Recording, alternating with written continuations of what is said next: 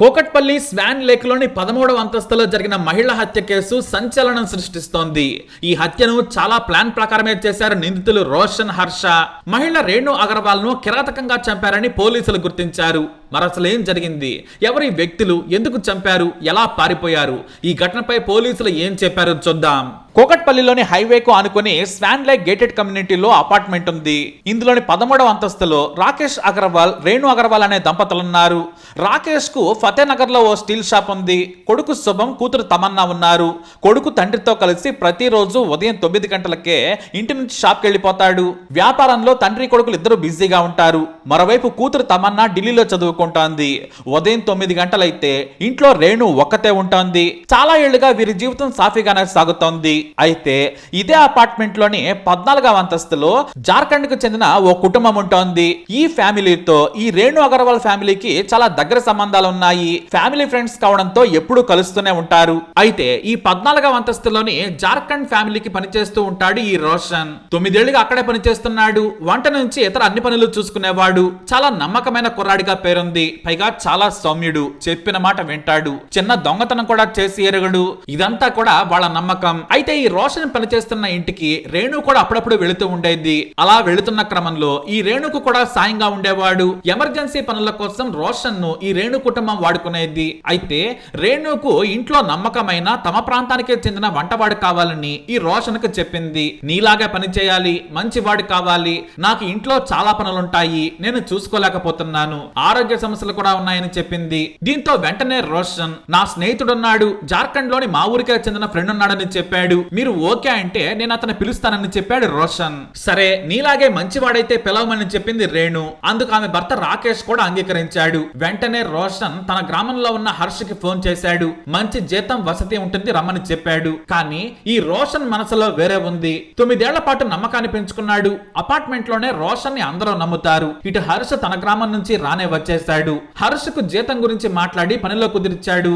ఆ రోజు నుంచే పనిలో కుదిరాడు హర్ష్. చాలా నమ్మకస్తుడు, భయస్తుడిలా ఈ హర్ష్ పర్ఫార్మెన్స్ మొదలు పెట్టాడు. 10 రోజుల్లోనే హర్ష్ ఇంట్లోని వాసాలన్నీ లెక్క పెట్టేశాడు. రేణు ఇంట్లో లాకర్ ఎక్కడ ఉంది, అందులో నగలు డబ్బులు చాలా ఉన్నాయని చాటుగా గమనించేశాడు హర్ష్. వెంటనే తన ఫ్రెండ్ రోషన్ కి చెప్పాడు, నువ్వు చెప్పినట్లుగానే అగర్వాల్ ఇంట్లో చాలా డబ్బుంది, ఆ లాకర్ ను ఓపెన్ చేయగలిగితే మనం దోచేసుకోవచ్చు, జీవితం సెట్ అయిపోతుందిరా అని చెప్పేశాడు. అంటే ఈ రోషనే ముందు హర్ష్ కన్నీ చెప్పేశాడు. ఇద్దరు కూడా బట్టలు సిద్ధం చేసుకున్నారు. తమ ట్రైన్ వివరాలు, ముంబై వెళ్లే రోడ్లు అన్ని రోషన్ కు తెలుసు. ముందే రోషన్ ఎస్కే ప్లాన్ చేశాడు. సెప్టెంబర్ 10న ఉదయం దోపిడీకి ప్లాన్ చేశారు రోషన్, హర్ష్. ఎప్పటిలాగే ఈ హర్ష్ ఇంట్లో నమ్మకంగా ఉదయం 5 గంటలకే నిద్రలేచి పనులు మొదలు పెట్టాడు. వంట పనులన్నీ చేశాడు. 9 గంటలకు యజమాని రాకేష్, అతని కొడుకు షాప్కి వెళ్ళిపోయారు. సరిగ్గా పని పూర్తి కాగానే ఇక మరోవైపు 14వ అంతస్తులో రోషన్ ఉన్నాడు. పని పూర్తి కాగానే కిందికి వచ్చాడు. డోర్ కాలింగ్ బెల్ కొట్టగానే హర్ష్ వెళ్లి తలుపు తీశాడు. ఇక రోషన్ వస్తాడని అతనికి ముందే తెలుసు. ఇక వచ్చి రాగానే ముందు గడి పెట్టేశారు. బెడ్రూమ్ లో ఉన్న రేణు దగ్గరికి రోషన్ వెళ్ళాడు. కత్తి చూపించాడు. మీ ఇంట్లో ఉన్న లాకర్ కోడ్ చెప్పమని అడిగాడు. నువ్వు చెబితే అందులో ఉన్నది చూసి దోచుకుని వెళ్లిపోతాం, లేదంటే చంపేస్తామని బెదిరించాడు. తన ముందు చేతులు కట్టుకుని నిల్చుంటే రోషన్ కత్తి పట్టుకుని బెదిరించడంతో రేణుకి కోపం వచ్చేసింది. నీ సంగతి చెబుతానని ఆమె బయటికి వెళ్లే ప్రయత్నం చేయగా తల మీద అప్పటికే తెచ్చుకున్న కుక్కర్ తో గట్టిగా కొట్టాడు. ఆ తర్వాత రోషన్, హర్షులు ఇద్దరు కలిసి కాళ్ళు చేతులు కట్టేశారు. రేణు మాత్రం పెనుగులాడింది. లాకర్ కోడ్ చెప్పమని విపరీతంగా కొట్టారు. అయినా కూడా రేణు చెప్పలేదు. పదే పదే కుక్కర్తో తల మీద, ఒంటి మీద కొట్టారు. అరగంట సేపు చిత్రహింసలు పెట్టారు. అయినా కూడా రేణు కోడ్ మాత్రం చెప్పలేదు. ఆమె కోడ్ చెప్పకపోవడంతో తమ ప్లాన్ ఫెయిల్ అయిందని రోషన్, హర్ష్ కి కోపం వచ్చింది. ఎలాగూ దాడి చేశారు కాబట్టి పోలీసులకు తెలిస్తే జైల్లో వేస్తారని అనుకున్నారు. మళ్లీ రేణును అన్ని రకాలుగా చిత్రహింసలు పెట్టారు. లాకర్ కోడ్ ని అడుగుతూ కుక్కర్తో పదే పదే తల మీద కొడుతూనే ఉన్నారు. అయినా కూడా ఆమె చెప్పలేదు. పైగా కోపంగా తిట్టడం మొదలు పెట్టింది. మీరు చంపినా చెప్పనని చెప్పింది. బహుశా తాను చెప్పినా కూడా చంపుతారేమో అనుకుంది. రేణు మాత్రం చిత్రహింసలకు గురి చేస్తున్నా కూడా చెప్పలేదు. ఇక రేణుని మరింత బాధించారు. కుక్కర్తో పదే పదే కొట్టి హింసించారు. చివరకు ఆమె నొప్పితో విలవలలాడుతూ కుప్పకూలిపోయింది. దీంతో ఆమె బ్రతకొద్దని తల మీద గట్టిగా కుక్కర్తో చొట్టబోయేలా బాదాడు హర్ష్. ఆమె ఒక్క దెబ్బకే చనిపోయింది. అయినా సరే బ్రతుకుతుందేమోనని ఇద్దరు భయపడ్డారు. ఎందుకంటే సాక్ష్యం ఉండకూడదని. పోలీసులకు దొరికిన సాక్ష్యం లేకుంటే తొందరగా బయటపడొచ్చనేది వీరి వెధవ ఐడియా. అందుకే కుక్కర్తో బాధి చంపినా కూడా వెళ్లిపోయేటప్పుడు కత్తితో మళ్లీ గొంతు కోశారు నీచులు. ఆ తర్వాత మెడలోని బంగారు తాళి, చెవిదిద్దులు, ఉంగరాలు కూడా దోచేసుకున్నారు. ఇంట్లోని విలువైన వస్తువులను బ్యాగ్ లో సర్దుకున్నారు. ఆ తర్వాత లాకర్ దగ్గరకు వెళ్లారు. ఇంట్లోని లాకర్లను ఇనుపరాటితో బద్దలు కొట్టారు. లాకర్ లో ఉన్న డబ్బులు, నగలు దోచుకున్నారు. వాటిని సూట్ కేసులో సర్దేశారు. ఆ తర్వాత ఓవైపు బెడ్రూమ్ లో రేణు మృతదేహం ఉండగానే రక్తంతో తడిచిన బట్టలను అక్కడే పడేశారు. ఆ తర్వాత స్నానం చేసి కొత్త బట్టలు వేసుకున్నారు. అప్పటికే సిద్ధం చేసుకున్న బట్టల బ్యాగును రెడీ చేసేశారు. ఏ మాత్రం అనుమానం రాకుండా తలంటు స్నానం చేసి ఇద్దరు కిందకెళ్లిపోయారు. హర్షల్ రెగ్యులర్ గా వాడే యజమానికి చెందిన స్కూటీ కీస్ తీసుకుని కిందకి వచ్చేశారు. ఆ తర్వాత దాని మీదే హైవే ఎక్కి పారిపోయారు. అప్పటికే 11 గంటల 20 నిమిషాలు దాటింది. అయితే వ్యాపారంలో బిజీగా ఉన్నారు రేణు భర్త రాకేష్, కొడుకు శుభం. మామూలుగా రేణు నుంచి మధ్యాహ్నం పూట కాల్ వస్తుంది. కొడుకుతో రెగ్యులర్ గా మాట్లాడేది. కానీ ఆ రోజు కాల్ లేదు. అమ్మ పడుకుందేమనుకున్నాడు కొడుకు. దీంతో సాయంత్రం వేళ వినియోగదారులు ఎవరూ లేరని రాకేష్ తన భార్యకు కాల్ చేశాడు. లిఫ్ట్ చేయలేదు. కొడుకుకు చేయమని చెప్పాడు. అమ్మ ఫోన్ లిఫ్ట్ చేయడం లేదని చెప్పాడు. దీంతో పై అంతస్తులోని వారికి చెప్పారు. రేణు గురించి అడగ్గా ఉదయం నుంచి ఇంటికి రాలేదని చెప్పారు వారు. ఇక వాళ్ళు కూడా వెళ్లి చూశారు. చూస్తే తాళం వేసి ఉంది. వెంటనే షాప్ లో ఉన్న రాకేష్ కు విషయం చెప్పారు. భయంతో రాకేష్, అతని కొడుకు రాత్రి 7 గంటల సమయంలో వచ్చారు. చూస్తే లాక్ చేసి ఉంది. లోపల నుంచి రేణు స్పందించడం లేదు. రెగ్యులర్ గా వచ్చే ప్లంబర్ ను పిలిపించారు. వెనుక వైపు నుంచి లోనికెళ్లి చూడమన్నారు. ప్లంబర్ వెనుక వైపు నుంచి ఇంట్లోకి వెళ్ళాడు. కానీ ఇంట్లోని సీన్ చూసి వణికిపోయాడు. వేగంగా లోపల నుంచి గడి తీశాడు. లోపలికి వెళ్లి చూడగా బెడ్ మీద రేణు దారుణ హత్యకు గురైంది. తల బద్దల కొట్టారు. బద్దలు కొట్టిన కుక్కర్ ని కూడా అక్కడే వదిలేశారు. రేణు ఒంటి నిండా గాయాలే, కత్తిగాట్లున్నాయి, ఒళ్ళంతా రక్తం. చిత్రహింసలు పెట్టి చంపారని చూసి వణికిపోయారు. ఇక చూస్తే ఇంట్లో హర్ష్ లేడు, రోషన్ కూడా లేడని పై అంతస్తులోని బంధువులు చెప్పారు. మరోవైపు వాచ్మెన్ అడగ్గా వీరిద్దరూ ఉదయమే మీ స్కూటీ మీద వెళ్లిపోయారని చెప్పాడు. దీంతో పోలీసులకు రాత్రి సమయంలో సమాచారం అందింది. కానీ అప్పటికే రాష్ట్రాలు దాటిపోయారని పోలీసులు ఊహించారు. పోలీసులు వెంటనే సీసీటీవీ ఫుటేజ్ ను పరిశీలించారు. ఫోరెన్సిక్ టీం సహా ఉన్నతాధికారులు వచ్చి విచారణ మొదలు పెట్టారు. 4 ప్రత్యేక టీంలను ఏర్పాటు చేశారు. హంతకులు ఇద్దరే, కానీ వారిని తప్పించేందుకు ఎవరైనా సాయం చేసి ఉంటారా అనేది కూడా విచారణ చేస్తున్నారు. ఒక టీం జార్ఖండ్ లోని రోషన్, హర్ష్ గ్రామానికి వెళ్ళింది. రైల్వే స్టేషన్లతో పాటు ప్రతి ఏరియాలోని సీసీటీవీ ఫుటేజ్ లను పరిశీలించారు పోలీసులు. అయితే ఇక్కడే వీరు చాలా తెలివిగా ఆలోచించారు. వీళ్ళు ఎక్కడికే వెళ్లలేదు. మొదట హైదరాబాద్ లోనే ఉన్నారు. ఏ మాత్రం బస్సు ప్రయాణం చేసినా, రైలు ప్రయాణం చేసినా దొరికిపోతామని ఓ క్యాబ్ బుక్ చేసుకున్నారు. మొదట పోలీసులు హత్య చేసిన తర్వాత స్కూటీపై వాళ్ళు వెళ్లిన మార్గాలను పరిశీలించారు, ట్రాక్ చేశారు.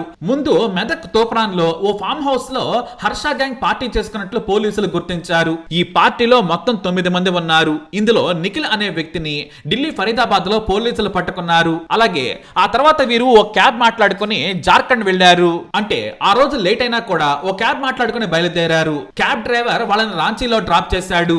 అయితే ఈ క్యాబ్ డ్రైవర్ రిటర్న్ లో వస్తూ ఉండగా మధ్యలో భోజనానికి ఓ చోట ఆపాడు. అప్పుడే ఇన్స్టాగ్రామ్ రీల్స్ చూస్తూ ఉండగా వీరిద్దరూ బయటపడ్డారు. ఈ న్యూస్ చూసి హడలిపోయి వెంటనే పోలీసులకు సమాచారం ఇచ్చాడు క్యాబ్ డ్రైవర్. ఆ క్యాబ్ డ్రైవర్ ఇచ్చిన సమాచారంతో రాంచీలో పోలీసులు వీరిద్దరిని తెలివిగా అరెస్ట్ చేశారు. ఏదేమైనా పనివాళ్ల విషయంలో జాగ్రత్తగా ఉండాలనేది నిజం. అది సొంత ఊరు వాళ్ళైనా లేదంటే 10 ఏళ్లు నమ్మకంగా పనిచేసిన వారైనా కూడా. ఎందుకంటే నమ్మకం కలిగించిన తర్వాతే నేరం చేస్తారు హంతకులు. మరి ఈ కేసుపై మీరేమంటారు? మీ అభిప్రాయాన్ని కమెంట్ ద్వారా తెలియజేయండి. వీడియో అప్డేట్స్ కోసం మా ఛానల్ ఫాలో అవ్వండి. అలాగే తప్పకుండా సబ్స్క్రైబ్ చేసుకోండి. మీ అందరికి ఐడియా ఉంది, ఇట్ వాజ్ చాలా కవర్డ్ మ్యాటర్ ఇది. ఆన్ 10th రోజు కుకట్పల్లిలో స్వాన్ లేక్ అపార్ట్మెంట్స్లో ఒక విక్టిమ్ రేణుకా అగర్వాల్ వాళ్ళని వాళ్ళ ఇంట్లో పనిచేసే వాళ్ళు ఒకళ్ళు హర్ష, ఇంకొకళ్ళు రోషన్, వారికి చంపేసి వెళ్ళిపోయారు.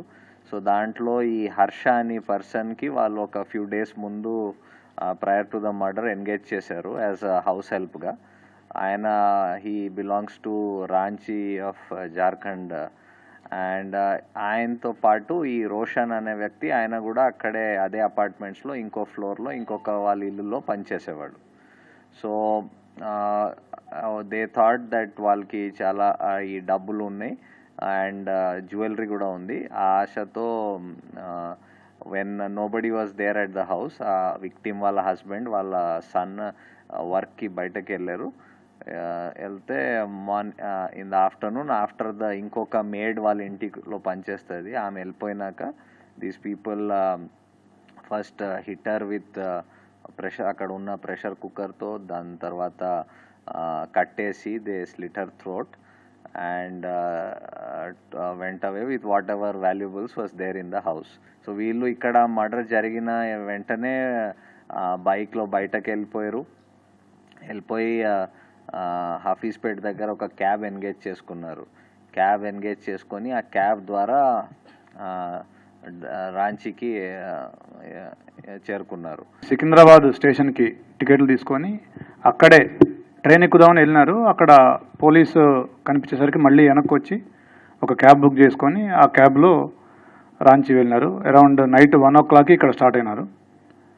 నేను మొన్న అంటే 10th రోజు 10th 11th ఇంటర్వ్యూనింగ్ నైట్ 1 o'clockకి ఎక్కి 11th నైట్ అక్కడ దిగినారు. 9, 10 ఆ టైంకి దిగినారు. అంటే దీంట్లో టెక్నికల్ ఎవిడెన్స్ ఏ విధంగా యూస్ఫుల్ అయింది sir? At the same time Hafeezpet వెళ్ళడానికి వేరే రూట్ కూడా ఉంది, లైక్ ఆ ఇన్సిడెంట్ జరిగిన ప్లేస్ నుంచి వాళ్ళు మళ్ళీ ఒక ఇటు మాదాపూర్ ప్లేస్ కూడా వచ్చారని తెలిసింది. సో ఇదంతా కూడా డైవర్షన్ చేయడానికేనా? అట్లా ఏం కాదమ్మా. యాక్చువల్గా వాళ్ళకి అసలు హఫీజ్పేట్ రైల్వే స్టేషన్ ఎక్కడుందో కూడా తెలియదు. వాళ్ళు ఆ రైల్వే స్టేషన్కి వెళ్ళాలనేది వాళ్ళకి మోటో ఉంది. ఎక్కువగా రైల్వేలో వాళ్ళు ట్రాన్స్పోర్ట్ చేసేవాళ్ళు, ట్రావెల్ చేసేవాళ్ళు. సో ఒక 2-3 అడిగి రైల్వే స్టేషన్ ఎక్కడ ఉందని వెళ్ళి అక్కడికి వెళ్ళి అక్కడి నుంచి మళ్ళీ సికింద్రాబాద్ వెళ్ళి అక్కడి నుంచి ట్రైన్లో పోదామని వాళ్ళ ప్లాన్ ఉండేది. బట్ సికింద్రాబాద్ స్టేషన్లో పోలీస్ మూమెంటు, జీఆర్పీ మూమెంటు, మనం కూడా ఆల్రెడీ సికింద్రాబాద్ స్టేషన్కి చల్లపల్లి స్టేషన్కి కూడా పంపున్నాము. అవన్నీ చూసి మళ్ళీ వాళ్ళు వెనక్కి వచ్చి క్యాబ్ ఎంగేజ్ చేసుకొని క్యాబ్లో వెళ్ళటం జరిగింది.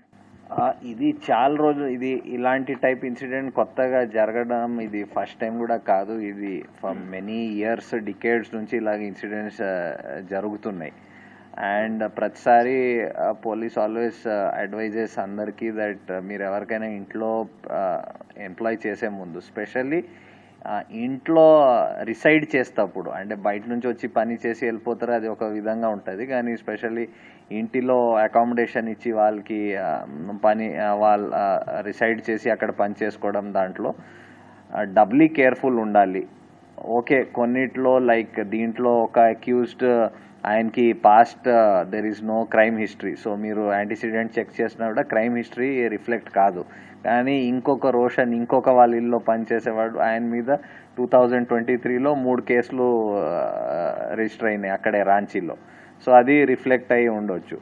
సో ఇలాంటి మీరు చేసే ముందు ఇప్పుడు కూడా చాలా అంటే ఎంప్లాయ్మెంట్ ఏజెన్సీస్ కాకుండా there are other third party ఇలాగా ఏజెన్సీస్ ఉన్నారు who do verification, background verification, చాలా ఈ డేటా మ్యాచ్ చేసుకొని ఐడెంటిటీ ప్రూఫ్ చెక్ చేసుకొని చాలా విధంగా చేసి చెప్తారు.